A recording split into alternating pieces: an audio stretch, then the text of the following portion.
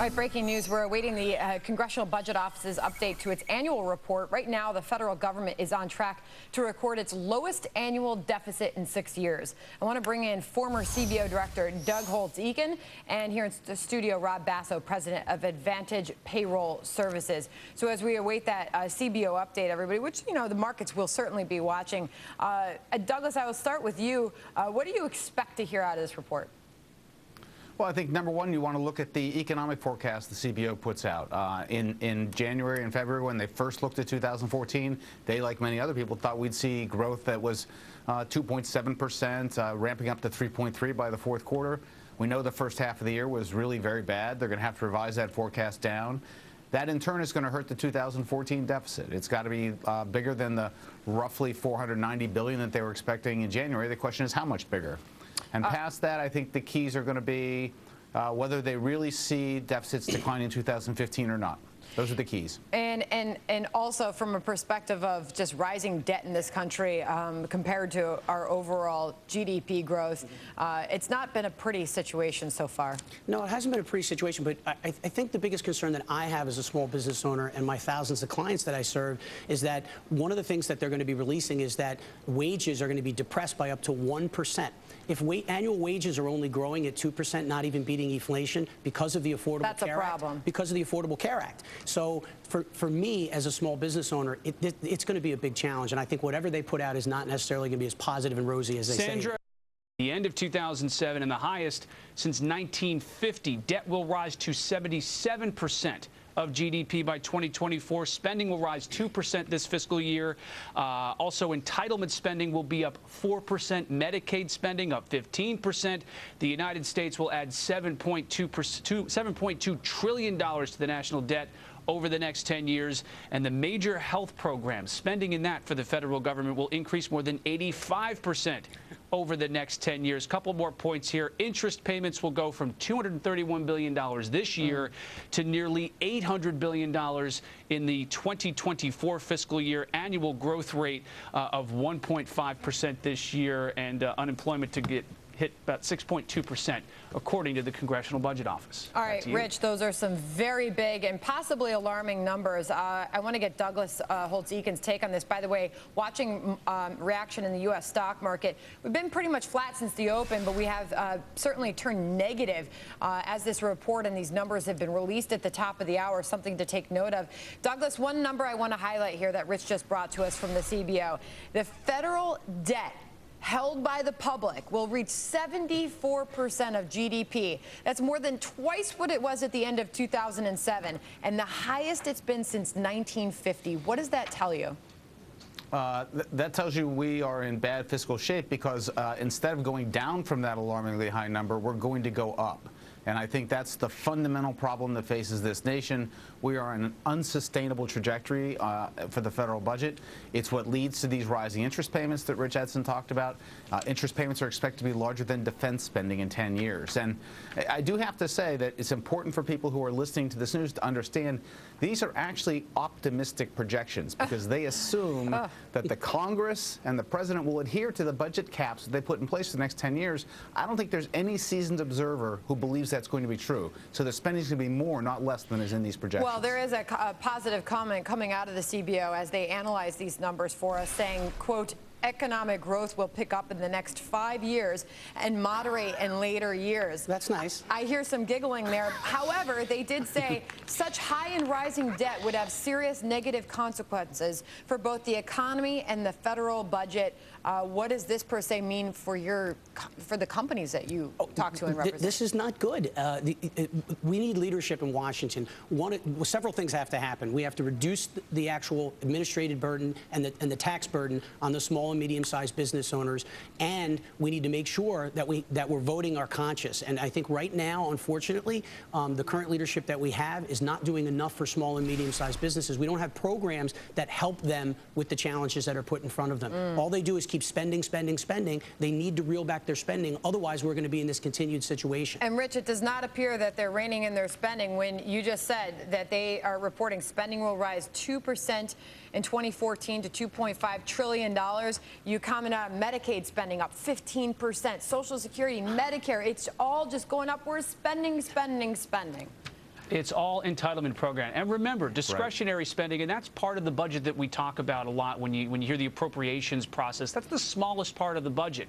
What the federal government did back in the 1960s and the 1930s was say, Social Security, Medicare, and Medicaid, we're creating these programs. We're not going to say how much we're going to spend. If you're owed that money, we're just going to pay it. And now we're starting to reach the point where that is really getting out of control. It is by far the largest part of the budget. And of course, Doug, as a former author of this report, talks about the hidden numbers in all this. The numbers that we just cited to you are the numbers as if Congress does absolutely nothing, which of course we know Congress is going to make some changes. For example, making sure that Medicare doctors don't get a pay cut. That's going to cost $131 billion over the next 10 years. Congress always goes and does that.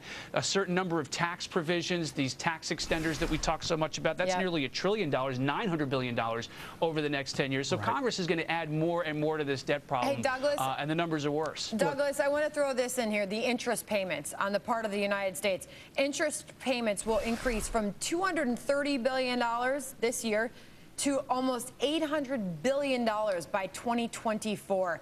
By my math, that's more than 3 times the interest payments that we're seeing this year that we're going to face in 10 years. And that assumes that we have relatively benign interest rates. I mean, there's nothing in the CBO forecast that shows an interest rate spike if international investors got nervous about global conditions or the U.S. itself. And so that's a tremendous risk. It's one of the most important numbers in this because we hear so much talk on Wall Street and Washington about, systematic financial institutions, risky financial institutions. What are systemic financial risks?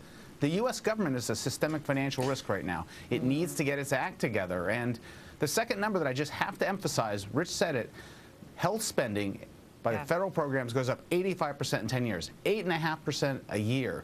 Anyone who thinks that the so-called healthcare cost curve has been bent or somehow that problem has been solved is just wishful thinking. We have a fundamental spending problem and it's driven by those programs. Rob, last word to you. Sandra, we just surveyed our clients, and out of 3,000 customers, 98.5% of our clients are getting up to a 25 to 35% healthcare cost increase this year alone. Wow. Wow, those are some staggering numbers. All right, Rich Edson, thank you for bringing that breaking news and those numbers to us live. And Doug Holtz-Eakin with your reaction. Rob, you're going to stick around with us. You guys, last hour we talked about money flow to these Islamic radicals, taxes, black market oil money. But let's talk about Americans. At what point do we say that they're killing American hostages, they're taking our money, and now as a market watcher and business owner, I'm now concerned that this will impact my life? And that, Rob, is really a big question and on the mind of the investor every day, but doesn't seem to faze them much because we keep hitting record highs. Well, absolutely. Well, and I think, Sandy, the issue here is that, and the hostage ransoms are terrible, but from an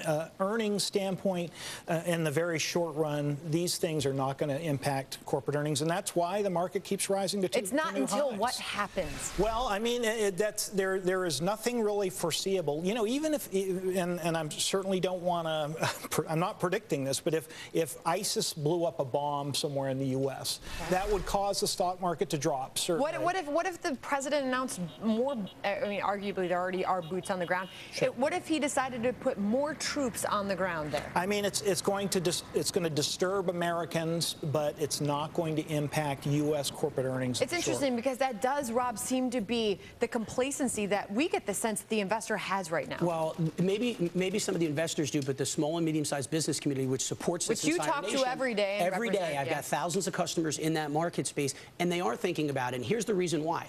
Energy cost. Think about it. ISIS is in Syria, they're in Iraq. If the cost of oil continues to rise at a significant pace, it affects everything that we buy. And small and medium-sized business owners are not unaffected by this. So one of the biggest things I see is a potential for energy. But it's not just ISIS. It's Ebola spreading all over the unrest in Washington. It's all of these things that add up that make people not certain about making decisions in their business. Okay, so your small business owners that you talk to every day, they look at all the news coming out of the Middle East. And it's so much to handle. It is. You know, what are they doing to really decide what's important to them? What means that they should perhaps be cutting back costs because there could be an event in the future? How are they handling it all? It's about deciphering the information. It's about taking the information in from multiple sources to form your own opinion of how that affects you individually. And it affects every industry different. It just means that we can't be blind to international events. We can't be such isolationists. So a small business that's very dependent on, say, transportation, for example, fuel costs are a major concern for them. The risk involved in possible oil disruption in the Middle East would play a bigger part in their business? It's absolutely significant, and you could pick apart 10 more details that affect different industries based on different things going on in the world. Look at the healthcare industry. I mean, I don't think Ebola is going to be spreading here in the United States in a significant way or over Europe, but it could happen. And how is that going to affect our economy? Who knows, Rob, right? I have a question for you, Rob. Where we are in the business cycle, wouldn't you say, though, that I mean, it seems like, I would imagine, most of your clients are thinking about adding to their workforce as opposed to cutting, and these issues that overhang Ebola and the various wars going on, don't you think that just delays the hiring as opposed to actually prompting cuts of by and large? That's a good point. What we're seeing is year over year, we only added 1 employee on average per one of my clients over a 12-month period. That's not a significant increase. I mean, unemployment's at 6.2%. Last year it was at 7.3%. Last month we added 209,000 jobs. The month before that we added 298. What good is this record-breaking stock market if it's not spurring more job growth? We need to add 300,000 jobs a month to get back to what we need to be. All right, so I asked you this question at the break. I want to ask you again because I never really heard the answer. We look at this record stock market today. We're at about 2,000 in the S&P. The Nasdaq's at 14.5-year highs. If we did not have this large dose of geopolitical risk on the line right now, would we be even higher? We could very well be even higher. Historically, when inflation has been this low, the S&P 500 has had a PE multiple in excess of 20 times earnings. So right now, and it's been this way for several years now, we're right about 15 times earnings. So there's a reason for that. And I believe you're absolutely right. I think some of these fears have dampened where stocks could be. I've talked numerous times on the show about how the retail investor hasn't gotten back into this bull market. It's been a very hated bull market. Now they are starting to get back in now. So yeah, you're seeing Main Street's getting into this rally. It's just starting. Something to watch. Definitely. It is definitely something to watch because sometimes that can be a contrarian indicator for where the stock market is headed. Welcome back to Opening Bell. We're watching rising valuations of some hot technology companies. Jolene Kent has the eye-popping numbers for us. Joe. Sandra, do you Snapchat? I don't. Well, their valuation is going up, so you may want to reconsider that. Their valuation now at $10 billion.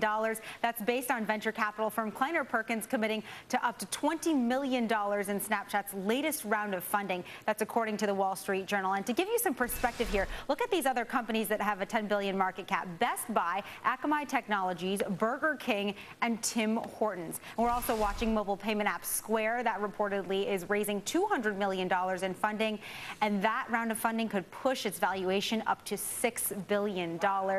Very interesting, because some say Square actually makes something, whereas Snapchat a little bit more ephemeral. Love the comparison to other companies. You give us an idea of just how big it is. Do you Snapchat? I have before. I am currently not a Snapchatter. Okay, all right. Sounds like a bad experience. Yeah, so as big as Best Buy, Burger King, those are some big names to watch. By the way, Burger King, Tim Hortons, who put those up there? Well, I mean, just happen to be in the news right now. Let's get serious, though. I mean, they've got a $10 billion valuation, but they show no revenue. I mean, realistically, how is that even possible? I don't know. A lot of folks said the same things about Twitter and Facebook. Well, and the same investment firm that invested in Facebook, that invested in Zynga, are investing in them. So maybe they know something that we don't know. You guys tell me. Rob, what do you think? Well, I mean, part of it for venture capital is obviously you plan for a number of your ventures not to work out. So that's part of it as well. And I do think some of these value. I like the tech sector here from an investment standpoint, but I think some of the social media companies are stretched in valuation. The Fed even issued a report earlier this summer about that, saying which was the first time the Fed has ever done that, talked about valuations of sectors.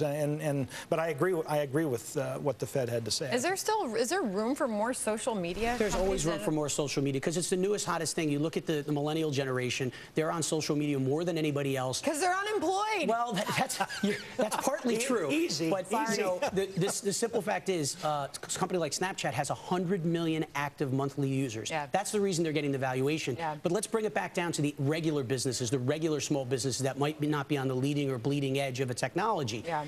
51% of the people that applied for financing didn't get it. So the challenge is still in going out when they're small and medium-sized businesses is raising money.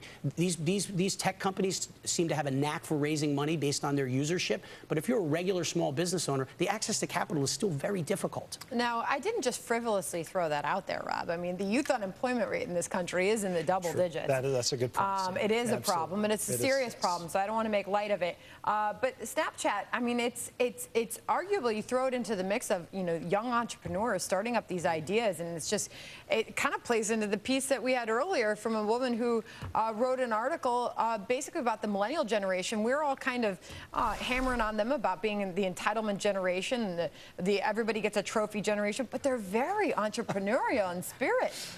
Yes. Here's the founder. Look at his baby face, Rob. I look like that once, maybe not anymore, but, I give him a lot of credit, and the technology companies are going to be continuing to do what they do, and I think it's great. I think it's great for the country. Are you willing to invest in a company that has yet to prove that it earns any money, Rob? If they have a plan where they can show that they can monetize all that information that they have, I would consider it. But I think a lot of these companies are going to have difficulty doing that. Quite honestly, I think Facebook is still kind of struggling in this area as well, as to how in the long run they're going to generate the earnings growth that tech investors are going to want to see. But at least they have revenues. They do. Snapchat doesn't even have revenues. And that is yes. I mean, you can't ignore. I mean, these are private reports, obviously, that its user base, Snapchat's user base, has grown to 100 million monthly active users. Right. You just can't ignore it, even if they're not making any money yet. I agree. You can't, yeah. Do you guys use Snapchat? No. I do not. Social media? Yes. I'm big on social media, not Snapchat, but big on social media. All right. Yes. All right. Well, I'm a Twitter user. I'm a new Twitter user. I started earlier this year at Sandra Smith Fox, if you want to join the conversation. That's called a plug, by the way. Well, it is a bit of a plug, but I've found it to be a very valuable tool, but I joined it very reluctantly. Obviously, I was very late to jump on board, but, I was against it in the beginning, and so I'm going to keep an open mind when it comes to Snapchat.